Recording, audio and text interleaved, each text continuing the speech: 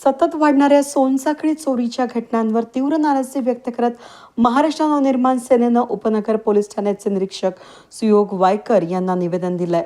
चोरट्यांना लवकरात लवकर शोधून कठोर कारवाई करण्याची मागणी मनसेनं केली असून अन्यथा साखळी उपोषण करण्याचा इशाराही देण्यात आलाय.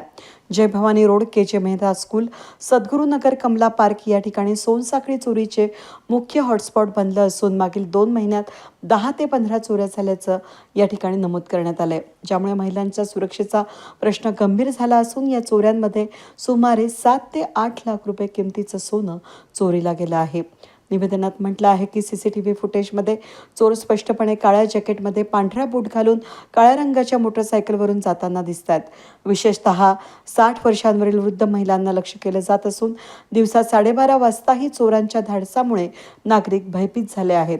नाशिक शहर उपाध्यक्ष ॲडव्होकेट नितीन पंडित यांनी चोरट्यांना पकडण्यासाठी मागण्या मांडल्या असून फिरते गस्त वाढवावी, संशयास्पद व्यक्तींवर विशेष लक्ष ठेवावं, सोनारांना सतर्क करून चोरीच्या सोन्याचा व्यवहार रोखावा, सीसीटीव्ही फुटेजच्या आधारे काळ्या जॅकेट आणि सफेद बूट घालून काळ्या बाईकवर फिरणाऱ्या चोरांचा शोध घ्यावा.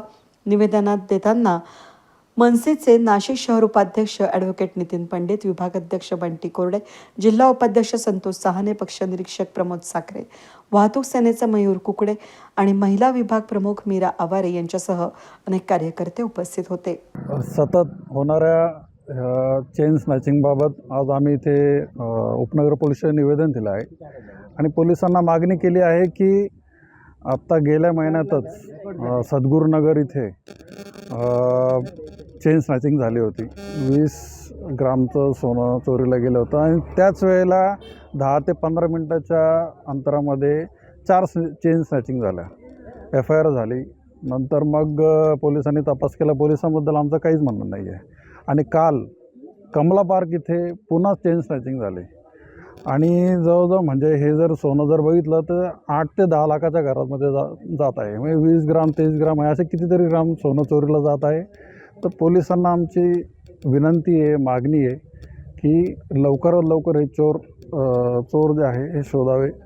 आणि यांचं एक कॉमन गोष्ट अशी आहे की व्हाईट बूट आहेत, ब्लॅक जॅकेट आहे, ब्लॅक कलरची गाडी आहे आणि CCTVमध्ये हे दिसून पण येत आहे.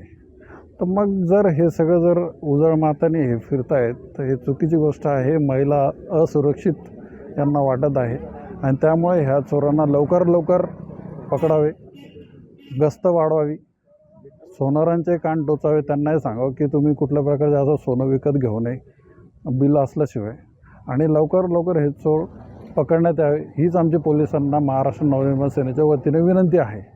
अन्यथा आम्ही पोलिसांविरुद्ध आम्ही कुठले पाऊल उचलणार नाही, पण आम्ही साखळी उपोषणाला बसू. साखळी चोर पकडण्यात यावे म्हणून साखळी उपोषणाला बसू, हा आम्ही इथे इशारा देत आहोत. जय हिंद, जय महाराष्ट्र. वेद न्यूजसाठी प्रतिनिधी अनिल गुंजाळ, नाशिक रोड.